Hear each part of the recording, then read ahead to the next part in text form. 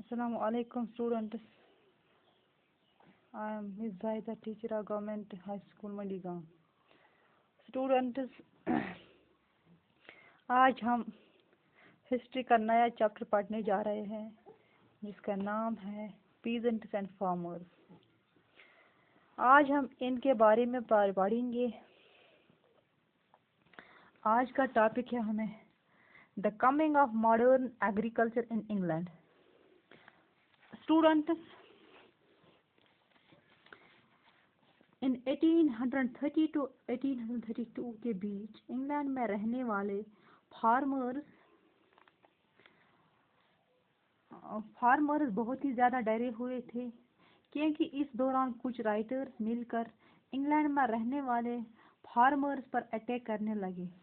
इन 2 सालों में बहुत सी थ्रेशिंग मशीन को तोड़ दिया गया और काफ़ी सारे फार्म हाउसेस को जला दिया गया।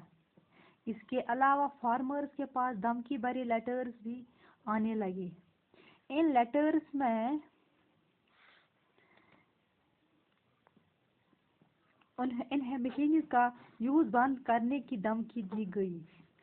राइटर्स ऐसा इसलिए कर रहे थे क्योंकि मशीन का यूज़ करने के कारण वर्कर्स का सर्वाइव करना मुश्किल हो गया था। वर्कर्स की जॉब अपॉर्चुनिटीज बहुत ही ज़्यादा कम हो गई। जानते हैं स्टूडेंट्स, इन सभी धमकी भरी लेटर्स में एक बात कॉमन थी। इन सभी लेटर्स में कैपिटल स्विंग के नाम से एक सिग्नेचर किया जाता। जब ये सिचुएशन बहुत ही ज़्यादा बिगड़ने लगी तब गवर्नमेंट ने स्ट्रिक्ट एक्शन लेना शुरू किया। काफ़ी लोगों को जेल में बंद कर दिया गया और बहुत सारे लोगों को तो फांसी की सजा भी दी गई। स्टूडेंट, क्वेश्चन आता था कि अक्सर ऐसा क्यों हो रहा था, क्यों स्विंग राइटर्स इंग्लैंड में रहने वाले फार्मर्स को टॉर्चर करने लगे। आखिर ये प्रोटेस्ट किस लिए शुरू हुआ? स्टूडेंट्स, लेट 18th सेंचुरी से पहले इंग्लैंड कंट्री साइड सभी लोगों के लिए ओपन था, यानी कि ओनरशिप गेन करने के लिए लैंड पार्टीशन अलाउड ही नहीं। हर नया साल शुरू होने से पहले एक पब्लिक मीटिंग बुलाई जाती थी जिसमें विलेजर्स को कुछ स्ट्रिप्स दी जाती कल्टीवेशन के लिए। उस समय ये स्ट्रिप्स इसलिए यूज़ किया गया ताकि हर विलेजर के पास कुछ अच्छी क्वालिटी की लैंड हो और कुछ पुअर क्वालिटी की। इस सिस्टम के पीछे मेन ऑब्जेक्टिव था कि फार्मर्स के बीच एक स्ट्रिप पर कल्टीवेशन करने के अलावा स्टूडेंट्स कॉमन लैंड को भी एक क्वालिटी मेंटेन करने के लिए यूज़ किया गया।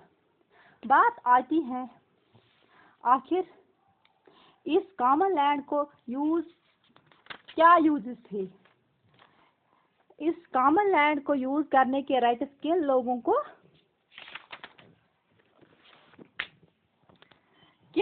को दिए गए?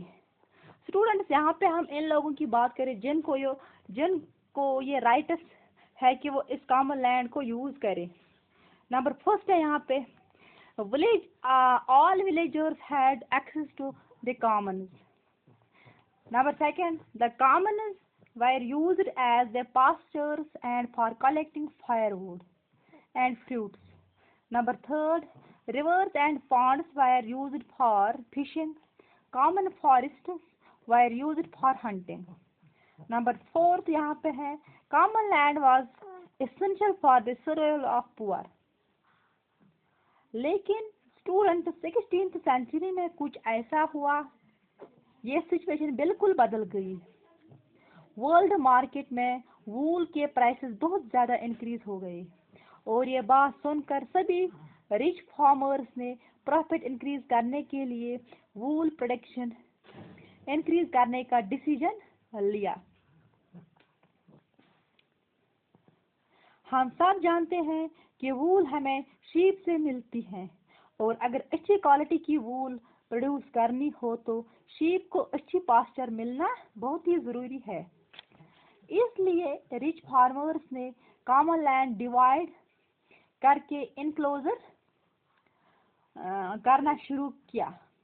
फार्मर्स ने इनक्लोज्ड लैंड के चारों तरफ हेजेस का भी यूज किया ताकि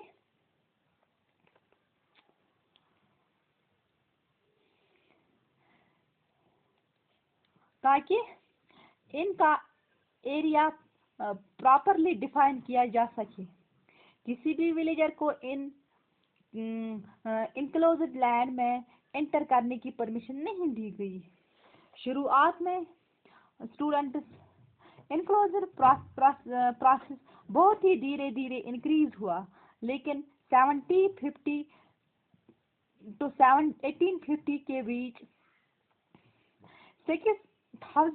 6 मिलियन एकड़ लैंड इनक्लोज की गई, और इसके बाद ब्रिटिश पार्लियामेंट ने 4000 एक्ट्स भी पास किए, जिनके मुताबिक इनक्लोजर को लीगलाइज कर दिया गया। स्टूडेंट्स, ये था आज का टॉपिक। शुक्रिया।